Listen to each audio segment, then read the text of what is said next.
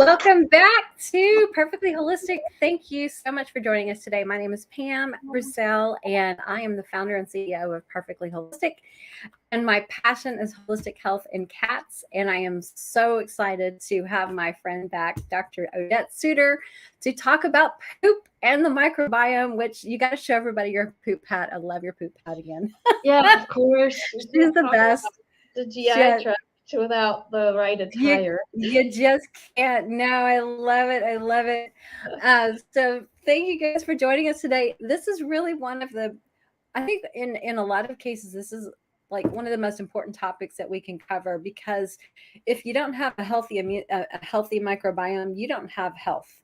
It is so foundational to the overall health and well-being of our pets. So we're going to dive into all sorts of things regarding the microbiome and things that we do to damage it, and then what we can do to restore it. So Dr. Suter, thank you for sharing your wisdom and your insight, all your experience. I know we're excited to learn from you today. Yeah, no, thanks so much for having me. It's so nice to be with you and everyone else, Michelle and Rebecca. Hi.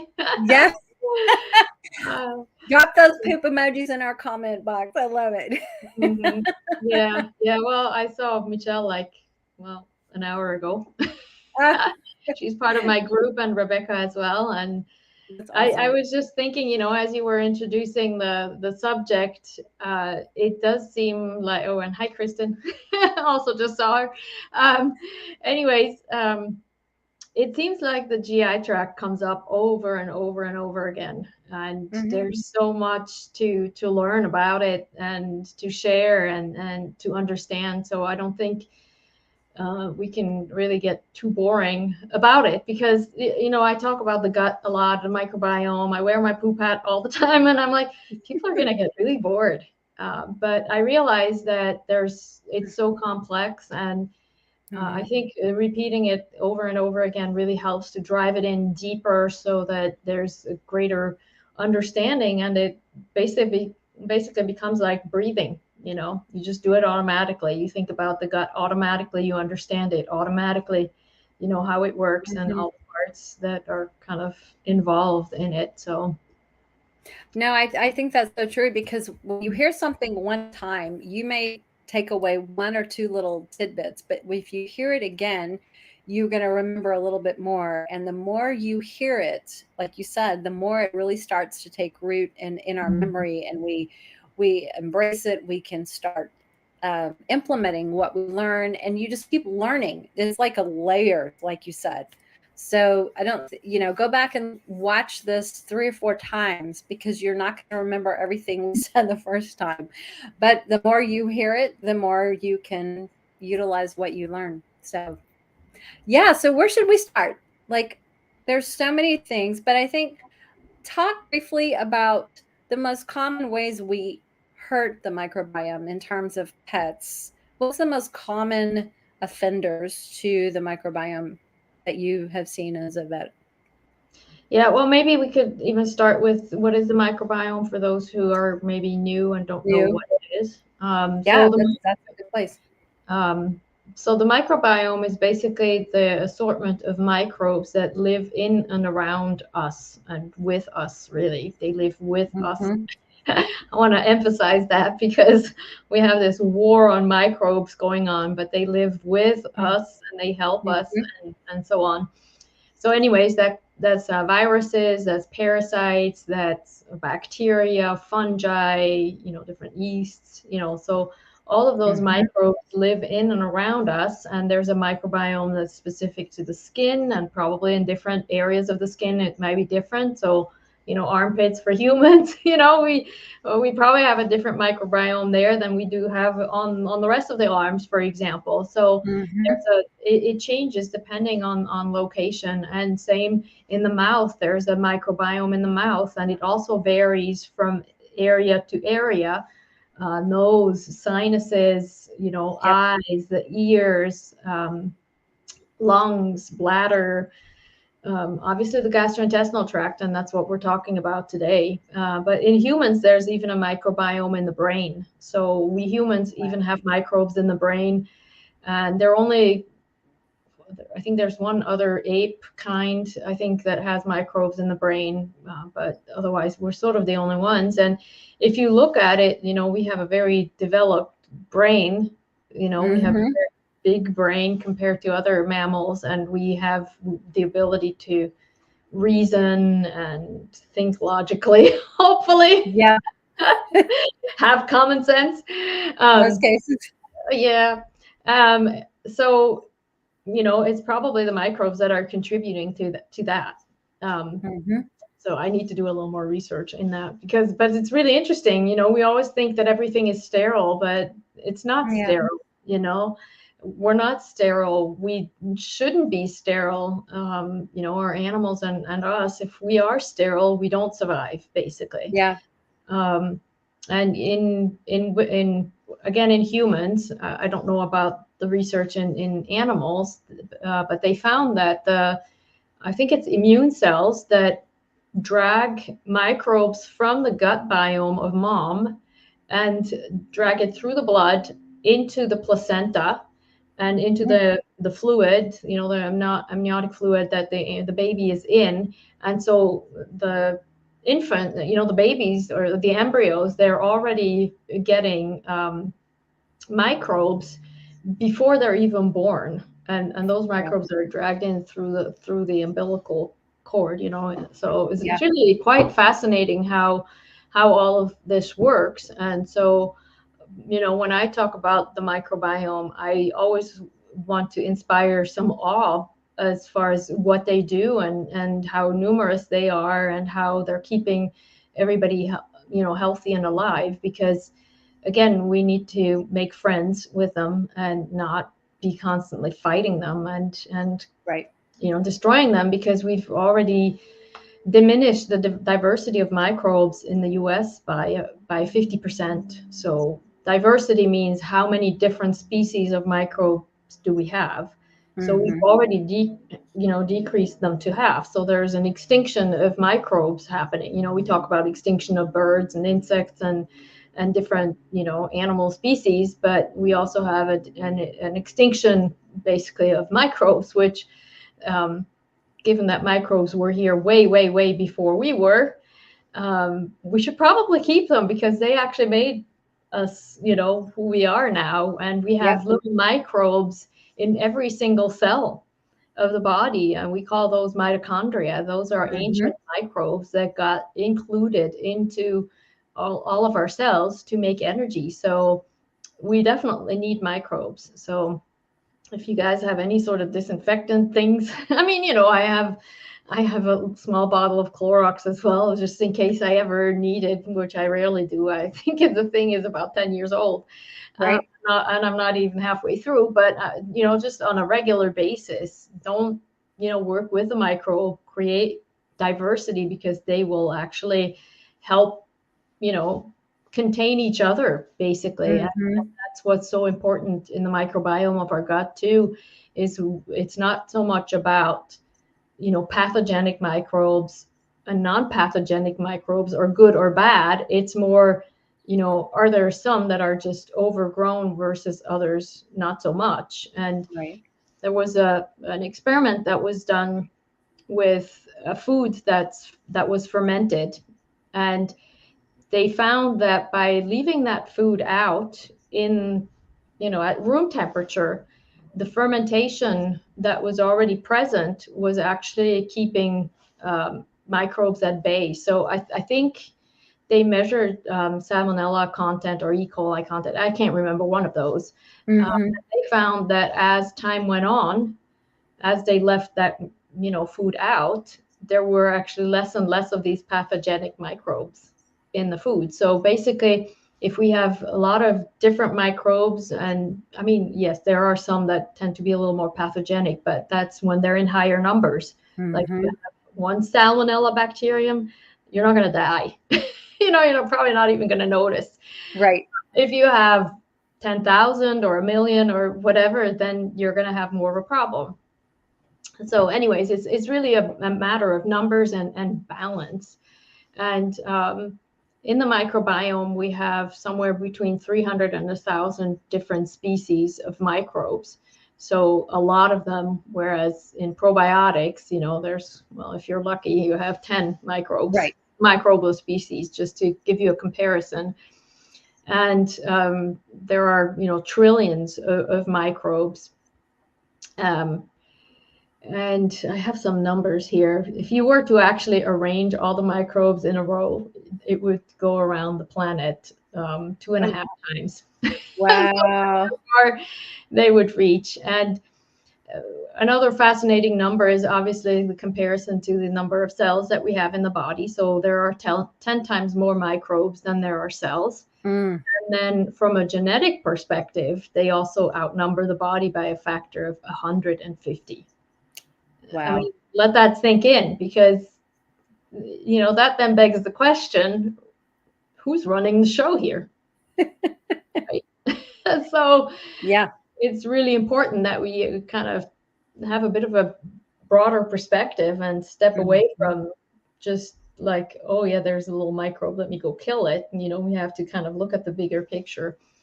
And then from a metabolic perspective, they code for 90% of all metabolic processes. wow. So we need microbes. Without microbes, we don't have vitamins, because microbes in the gut, they help make vitamins. They make taurine, for anyone who's talking about DCM being from grain-free diet or whatever the current myth is. Right. Taurine is actually made in the microbe, in the microbiome if it's healthy. We have all sorts of effect on the immune system. So the microbes actually train the immune system to not overreact to things. So if we have a microbial imbalance, then the immune system is more likely to overreact to things that are not really an issue or shouldn't be, like foods or environmental allergens, things like that.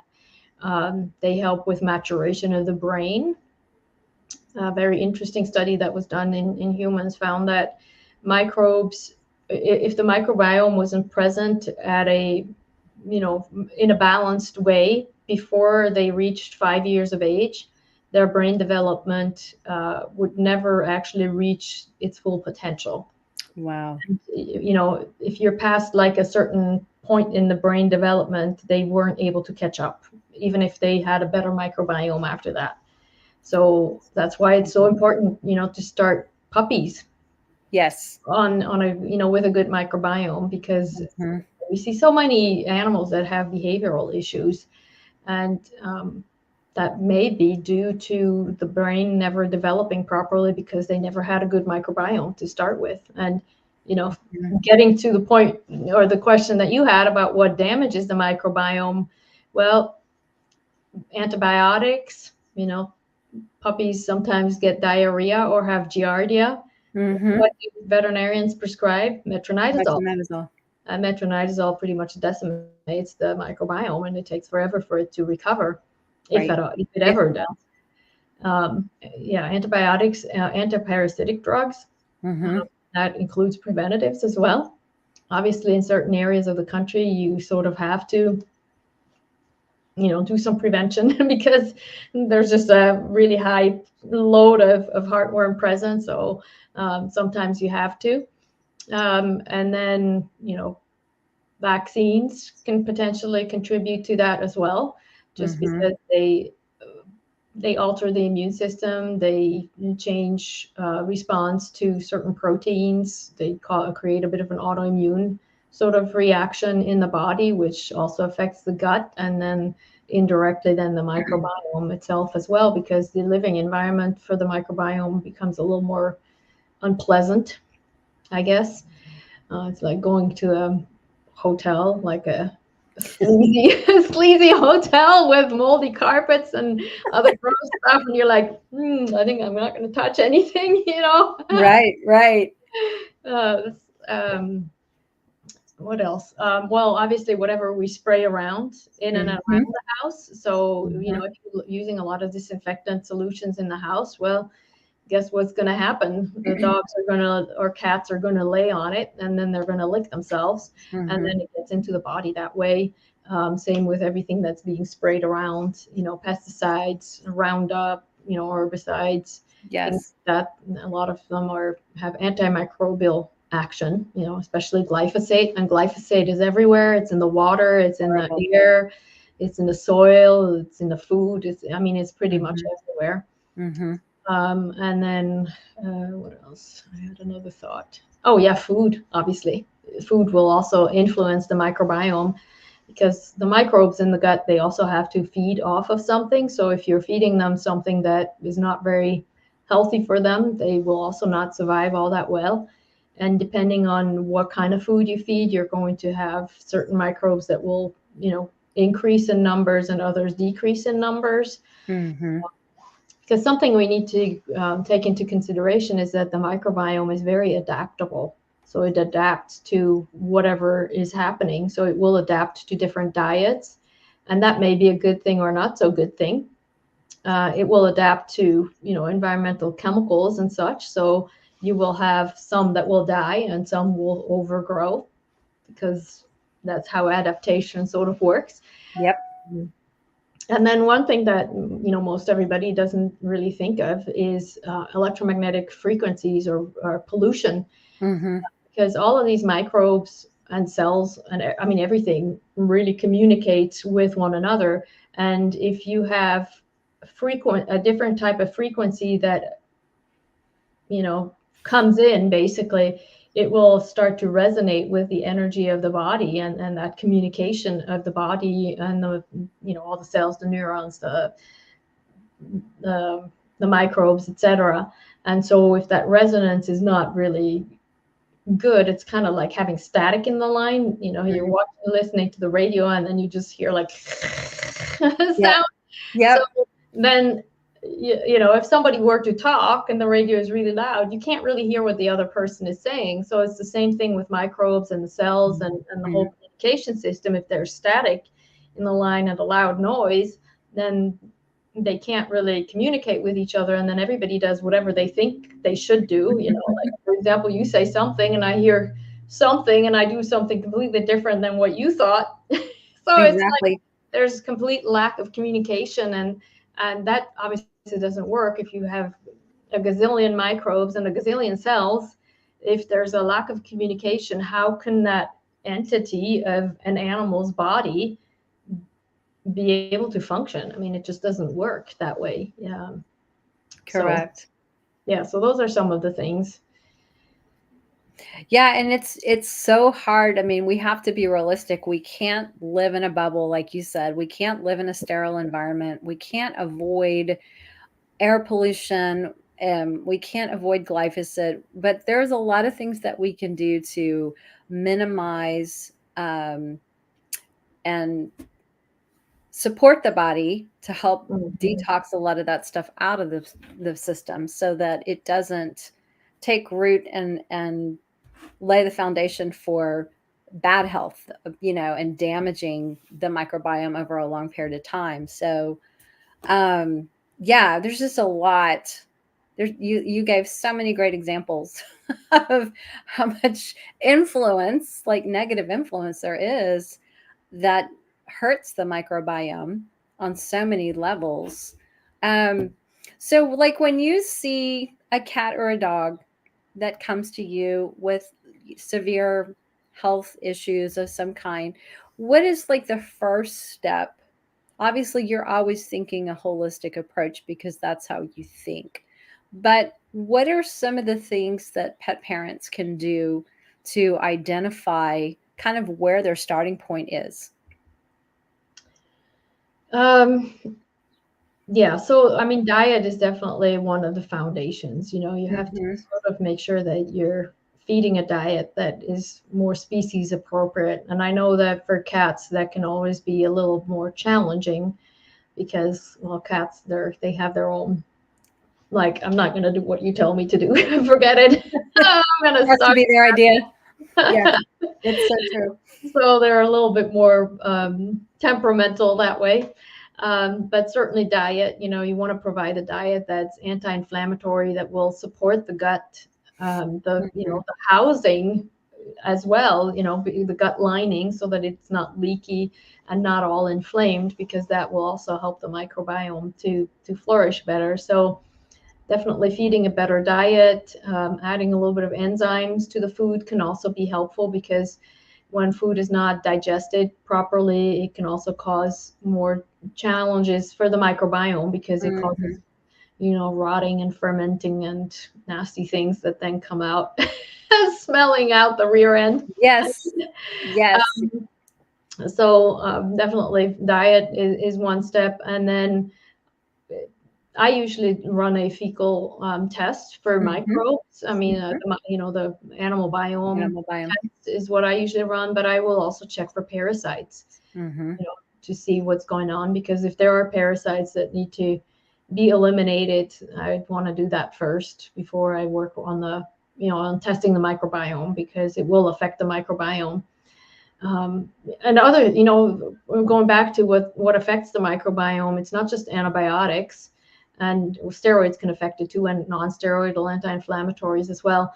But it's also natural things like colloidal silver, oregano oil, different antimicrobial herbs. They will also affect the microbiome. So just because it's not a drug, or because it's natural, does not mean that it will spare the microbiome.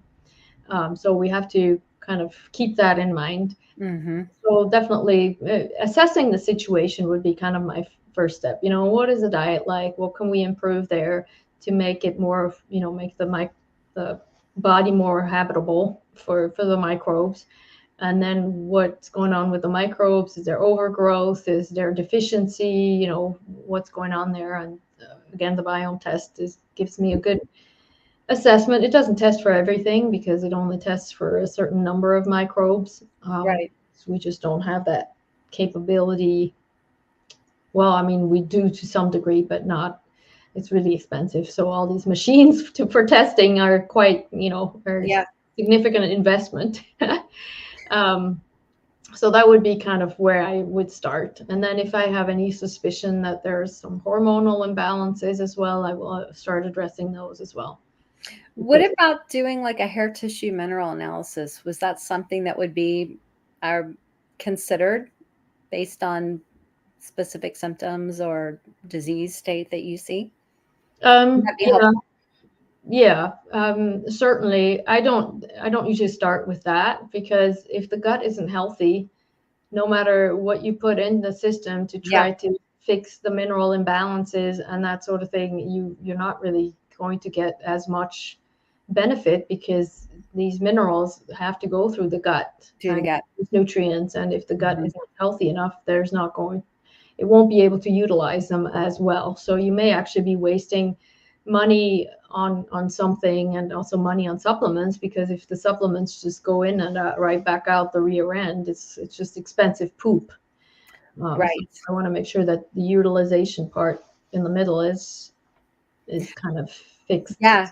And I know that a lot of times, like, traditional vets will put pets on a prescription diet, thinking that that's going to be the Band-Aid that fixes it. But a lot of times I don't see that helping long term. What about you? Yeah, no. Plus, I mean, a lot of these prescription foods, they have they have components in them that are very toxic to the animal. Not just the microbiome itself, but a lot of them have corn and soy in it. Well, corn and soy are both genetically modified organisms, and they're also getting a lot of glyphosate and pesticides, because they're genetically modified to withstand a much greater amount of pesticides, so that they don't, so that the plant doesn't die. Well, all of that stuff is going to end up in the animal, and will eventually, I mean, it will just make it worse, in the long run, because it just accumulates. And so, it's maybe a Band-Aid temporarily, but it doesn't fix anything. No, it doesn't. I have a question from Nasli. She says, Dr. Suter, lovely hat. How do we deal with an intestinal bacterial infection in dogs if we don't want to use antibiotics and damage the microbiome? That's a good question. Well, my question would be a bit first off, what kind of intestinal bacterial infection is it? And also, what kind of test was done to sort of figure that out? Because there are tests that you can do to look at pathogens, but I don't usually run that test all that often because in a lot of cases, for example, Clostridium perfringens will be elevated, but we don't really know what the significance is with diarrhea with that, because this is also a microorganism that's present in healthy animals and at a bit higher levels in animals that are on a raw diet as well. And for example, if it's Clostridium perfringens, that usually responds really well to fecal transplants in humans as well. I think 95% success rate with fecal transplants for Clostridium perfringens, Clostridium difficile, so C. diff infection. But for humans, that's the only reason fecal transplants are FDA approved.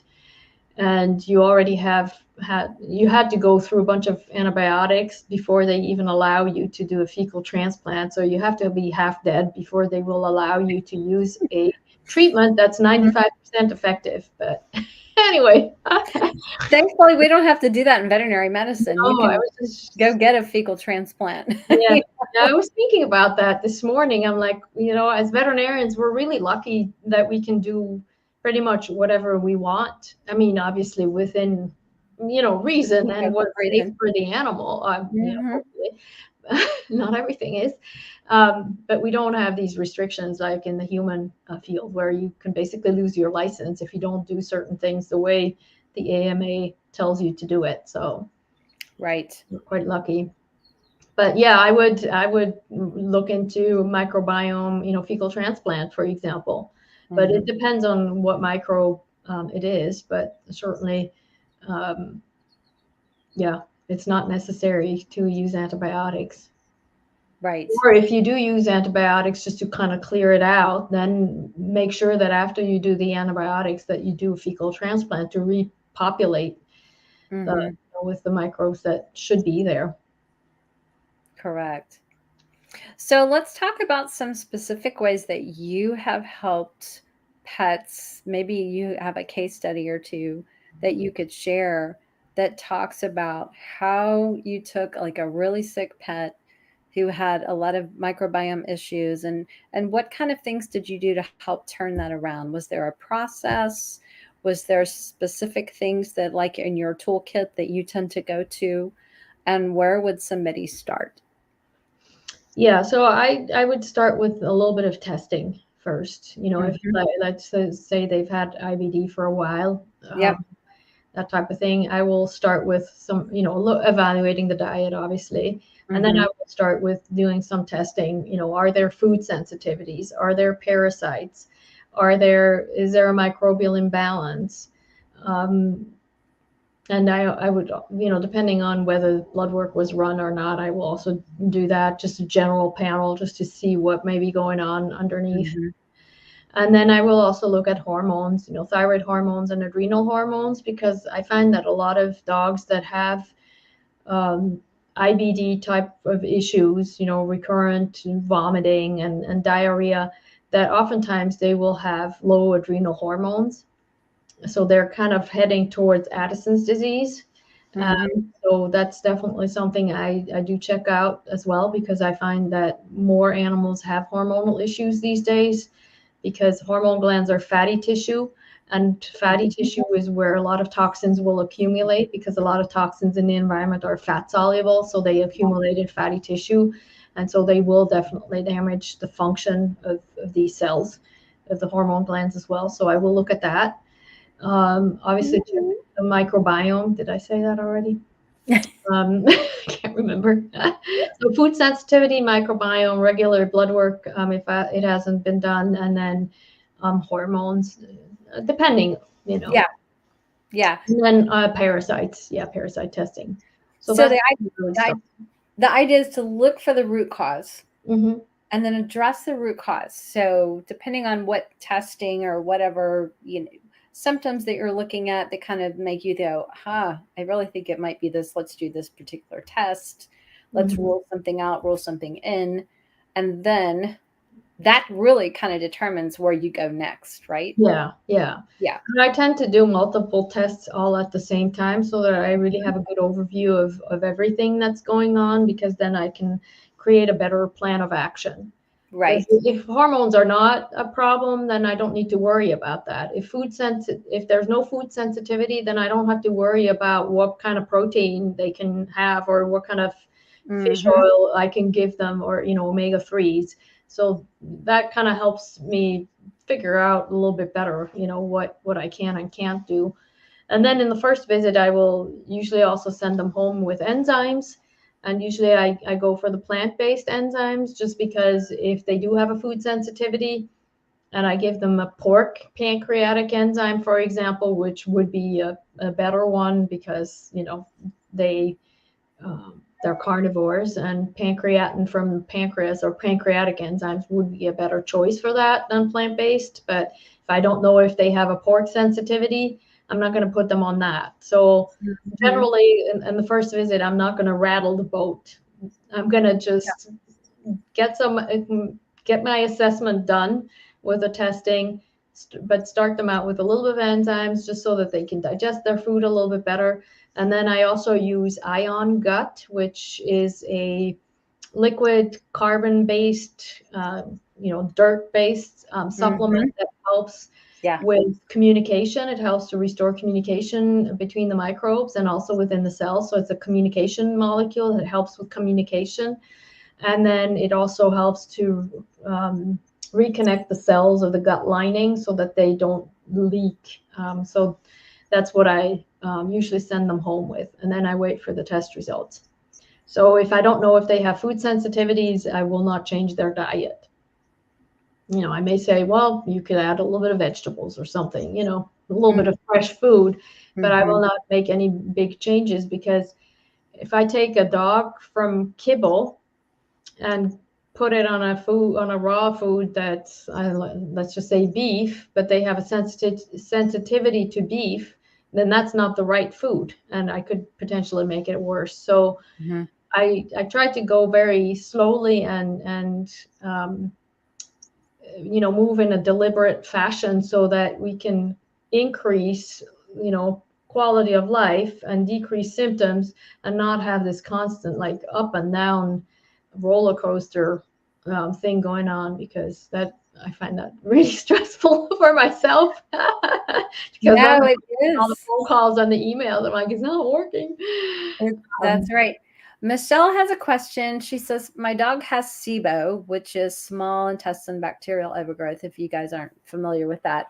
And he has been on a raw diet since August 17th.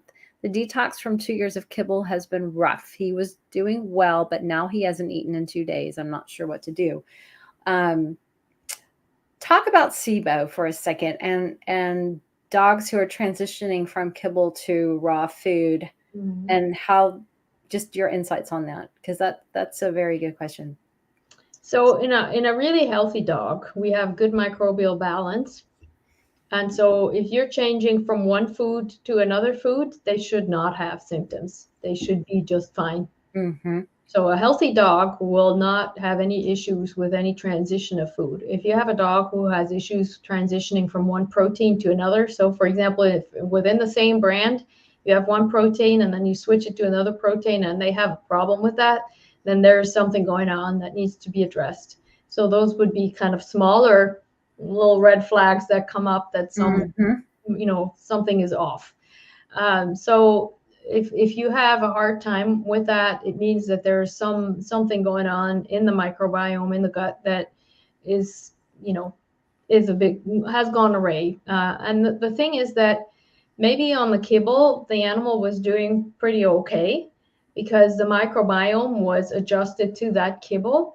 But now all of a sudden you're actually changing the food to, well, you're decreasing carbohydrates, obviously, if you're going from kibble, which is usually somewhere around 50% carbs, right, to a raw diet, which is maybe 10% carbs, you're basically starving all of these microbes that love carb and that are thriving on carbs. So when these microbes die, they break apart, and as they break apart, they release their innards, and these innards are basically irritating to the gastrointestinal tract. And so that could be part of what happened, is that with the change of diet, there was just a massive die-off of the microbes, and then that caused, more inflammation, because these toxins that, these innards that are released, they basically affect the gut lining. So there may be a lot more leaky gut as a result of that, inflammation, and then obviously then diarrhea as a result. And and diarrhea is a good thing, as long as it's not overly excessive. Right. It really flushes things out. So I have a hard time with, when people are so worried about stopping diarrhea right away, because diarrhea is a good thing. I always say that dilution is the solution to pollution. So if you can flush out the bacteria that way that are in the wrong place through diarrhea, then that's the body's way of getting rid of what is there. So if you have diarrhea happening, it will flush out some of these toxins as well. Absolutely, because you don't want it staying in. No. That's the body's way of trying to get rid of stuff it doesn't need, that's no longer beneficial. It's not serving it. So yeah. Okay, let's see. Go back up there.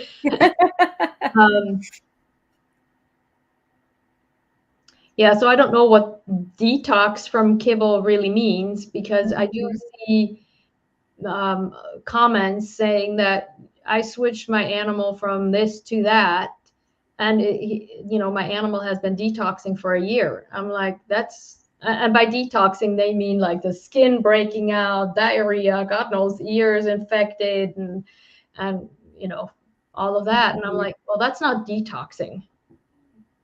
That's just not dealing well. So you have to figure out what is the underlying cause. Why did your dog have SIBO in the first place? What breed is it? Are there hormones? So you have to kind of dig a little bit more. So, I would need more information. To be able to answer that a little bit more. And then the next question from Sungi says, what's your take on giving synthetic probiotics to a dog who's been on antibiotics already? Is there a danger or side effect of probiotic products to a damaged gut? Or is there a better way to rebuild the gut other than giving the dog supplements? Yeah, so there was a study that was done in the human field where they had 3 groups of people, and they all had been on antibiotics. One group was getting probiotics, one group was getting nothing, and the third group was getting a fecal transplant. And they were measuring how quickly the microbiome recovered from the antibiotic insult, basically. And what they found is that the people who were taking probiotics had the slowest recovery. Interesting. And that was because the antibiotics was decreasing the number, like the overall number of microbes, and creating a little bit of space. So when you give probiotics, they can take up space. Basically, they move in, because probiotics generally, they come in, do their thing, and leave. So they're transient microbes. They're not, the ones that kind of stay. So if you have probiotics that then all of a sudden start staying, then it's harder for the microbiome to then, reclaim that space, basically. So that's how they interpret it, that. So personally, I'm not a huge fan of probiotics for that reason. And also because there's only about, if you're lucky, you have about 10 species of microbes in there, whereas the microbiome has a whole lot more. So you can't really balance or restore a microbiome with probiotics. It's just impossible. And the thing is also that the microbes in the gut are anaerobic microbes. So they thrive on lack of oxygen. So if you put them out in oxygen, they will die. Probiotics are aerobic microbes generally. And so if you're putting aerobic microbes in an anaerobic, oxygen depleted, area, they're also going to die. And it's also not the right kind. It's not the kind of microbes that the gut would have. So I don't find it all that helpful. I mean, in some cases, it can make a difference because they also make compounds, these probiotics, that can be helpful with decreasing inflammation and so on. And that's why some animals do well with them. Mm-hmm. But some animals also do very poorly, because if you have an imbalance and you happen to feed a probiotic that nourishes that imbalance, it just makes it worse. Yes. So if your animal gets worse on a probiotic, or same thing with fermented foods, if it gets worse on a fermented food, you're probably just not giving the right microbes for that microbiome.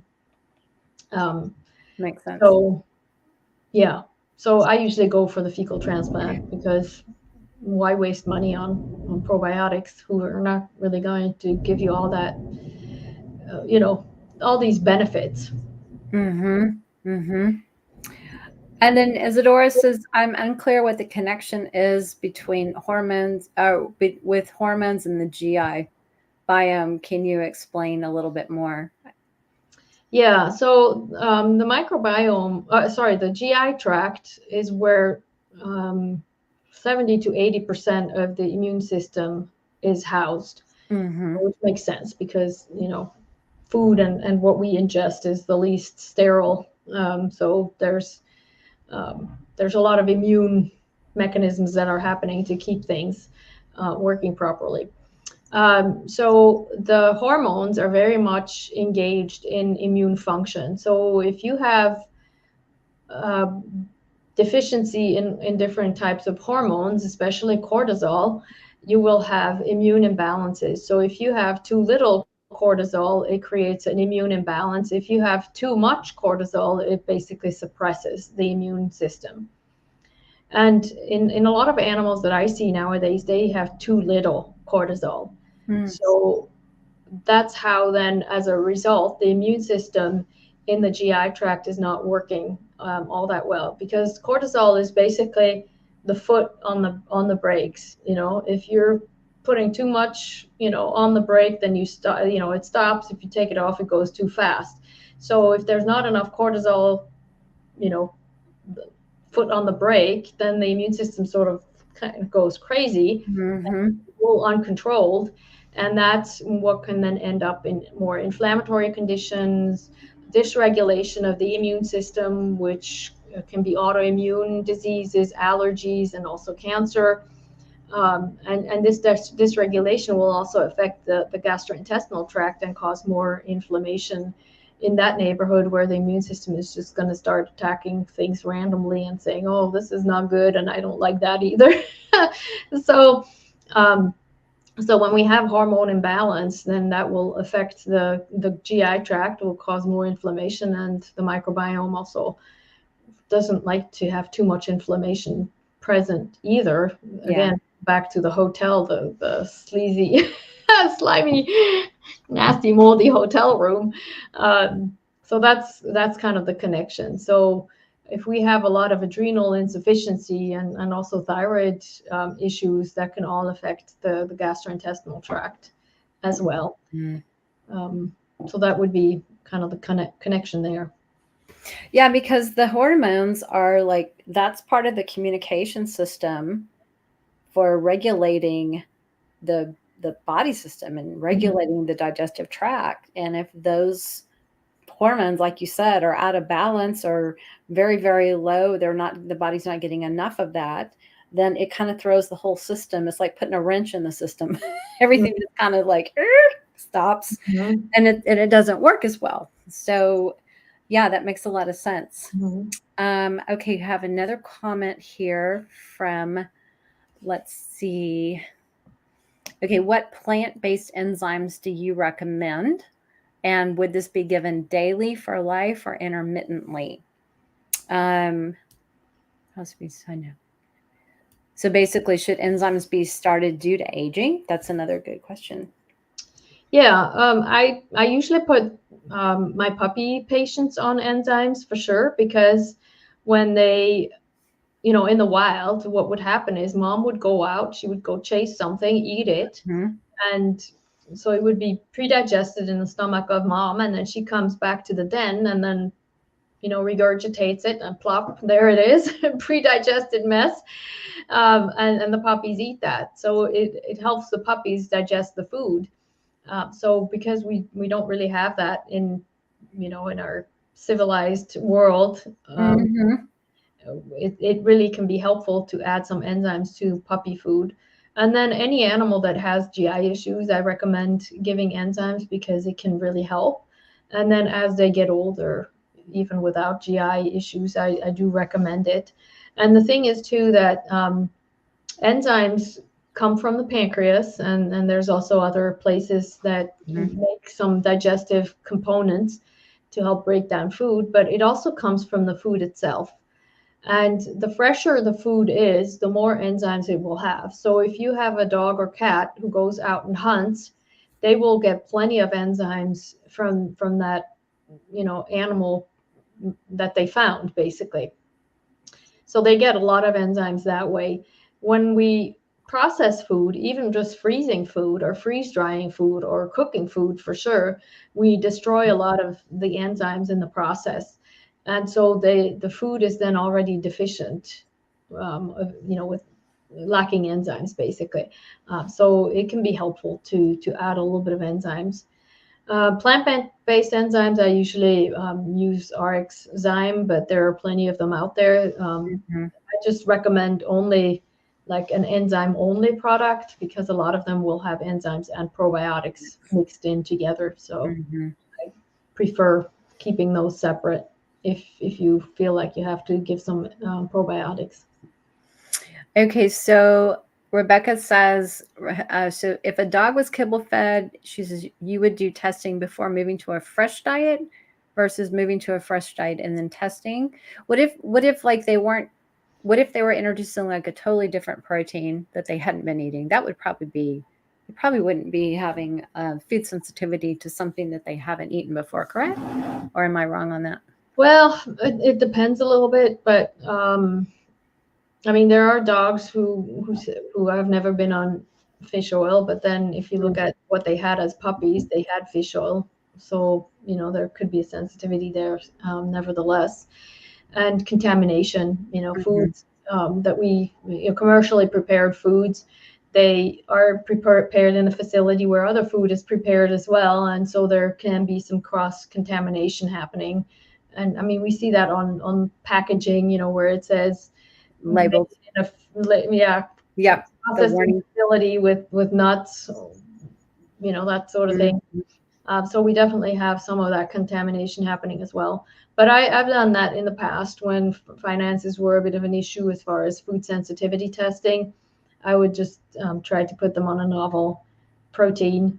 But, if it's a dog who's kibble fed and doesn't have any GI issues or major GI issues, and there's no suspicion that there's a food sensitivity there's no ear infection, there's no mention that, oh yeah, I gave my dog chicken and then that happened. So in those cases, I would definitely move to a fresh food diet first before doing any kind of testing. Yeah, that makes sense. I mean, microbiome testing. Correct. Okay? Just because it makes more sense. So Colleen says, I have a dog recovering from yeast issues and he is on a low glycemic diet. How can I best help him gain weight? Any thoughts on? Well, my first question would be, how do you know it's yeast? Because it seems like yeast gets blamed for everything. There's a skin issue. Oh, it's yeast, or ringworm, I guess.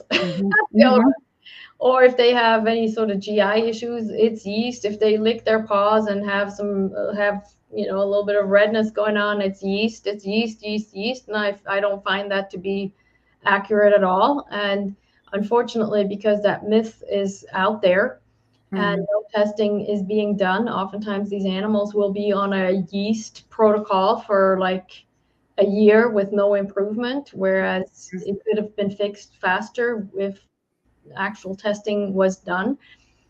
So I would find out, I would want to know more about that yeast issue. Yeah.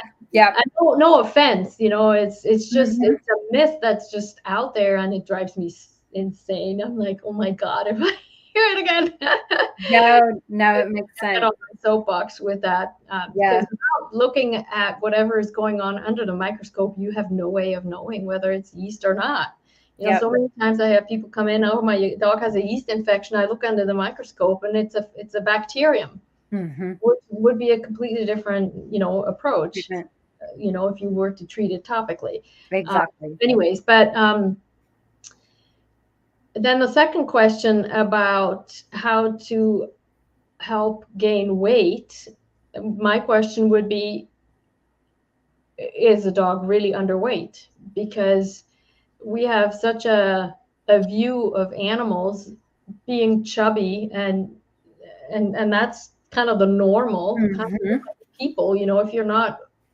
If you're skinny, they think that you're not normal or something, because we have such a skewed view of what actual healthy weight is. Same Mhm. for animals.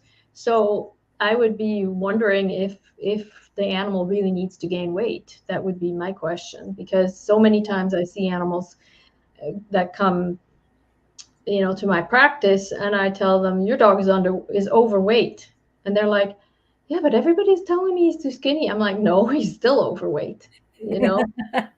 So if your dog, if people comment that your dog or cat is underweight or too skinny, you're probably in the right place.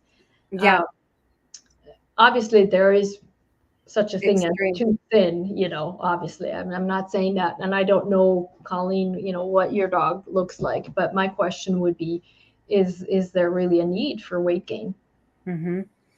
And then Jana has a question about bovine colostrum. Do you find it beneficial to supplement with a colostrum to help restore the microbiome in animals who are like really immune compromised?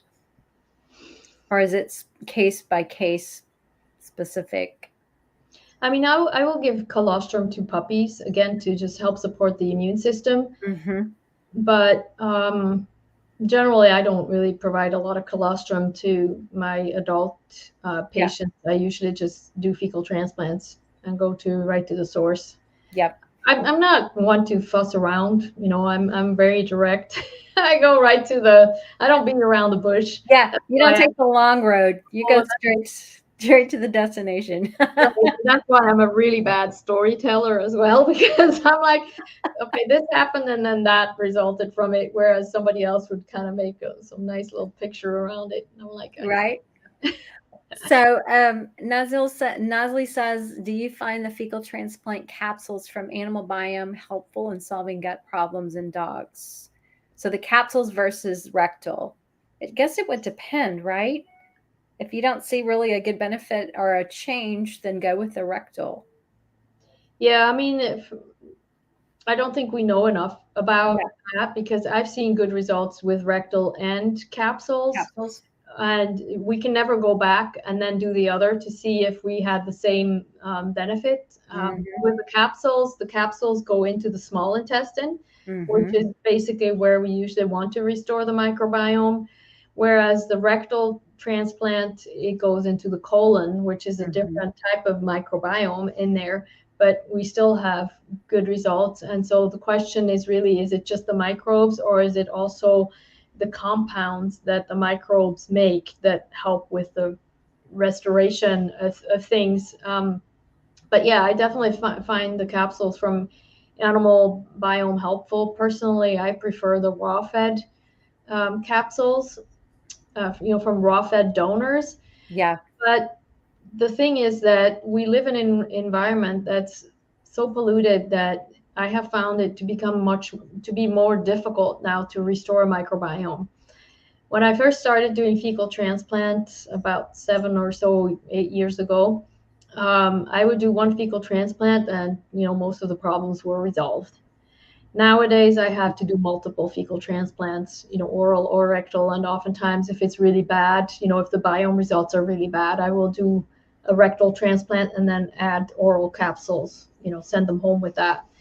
But it's not as easy to restore, and So there are different aspects that need to be taken into consideration. Again, hormones too, because if the hormone level is imbalanced, then they will not hold on to the microbiome as well as they should. So it may not be a one-time thing, and I recommend retesting 2 weeks after. And you want to just make sure that you don't give any probiotics and fermented foods during the time that you're doing the fecal transplant and while you're waiting for the test results, afterwards. Yeah. But it may be different. It may be multiple rounds of it. Right. And then Jennifer asks, would you give RX enzyme with RX Nutrigest for a dog who has allergies and GI issues? So would you use products with allergies and GI? I do use the RX Zyme. I don't really use the Nutrigest much, but I believe that one has some probiotics in it. So I don't use it, but it doesn't mean that it couldn't be best, work. Yeah. It's not something I use. And then Isadora asked about what kind of tests that you recommend for testing hormonal status. And she lists a bunch of them over here. But is there like a specific test for hormones that you tend to run if there's GI issues or microbiome issues? Yeah, I will run the Pleckner's test, which is atypical cortisol to estrogen immune imbalance or something like that. I can never remember.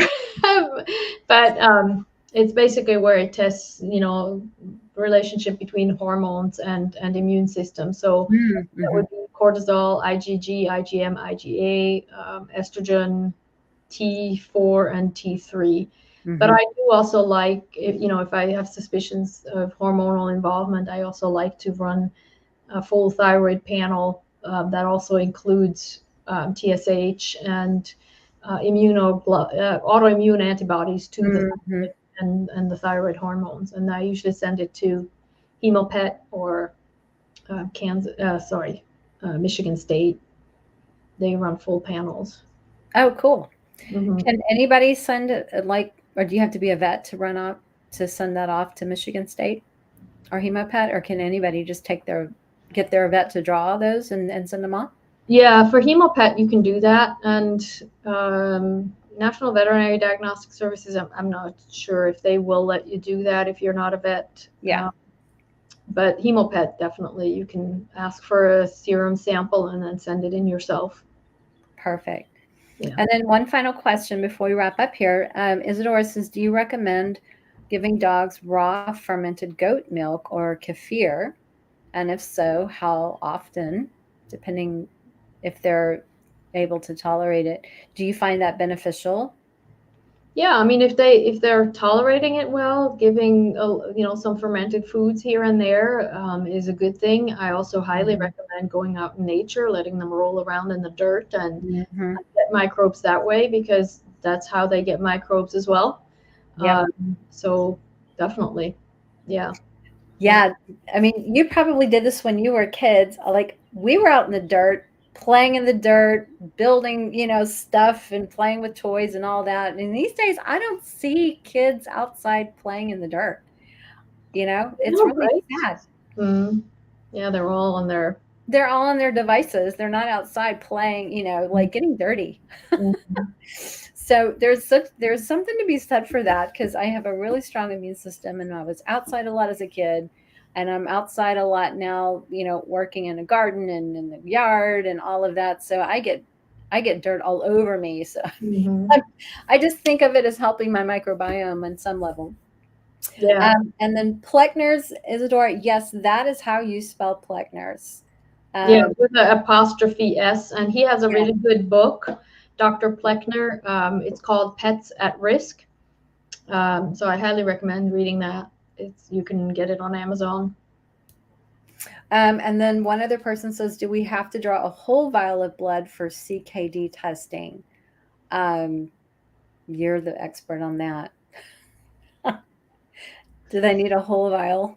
Well, I don't know what that means. I mean, there are small vials and there are big vials. Oh, okay. What other tests are done, but I mean, you have to have a certain amount because you have to spin it down to get some serum to send it in. But if you have a small cat that only weighs 6 pounds, I'm sure that your vet would pay attention to not drawing too much, especially in a chronic, in a cat with chronic kidney disease. They oftentimes will be anemic because the enzyme, the hormone that stimulates red blood cell production sits in the kidneys, and when the kidneys are damaged, then that hormone will also not be produced as well, erythropoietin it's called. Yeah. But definitely, I mean, if you're concerned, mention it to your vet, that you want to only draw the absolute minimum to get the testing done. And then last question, is HemoPet all-inclusive for testing hormones? Do you know?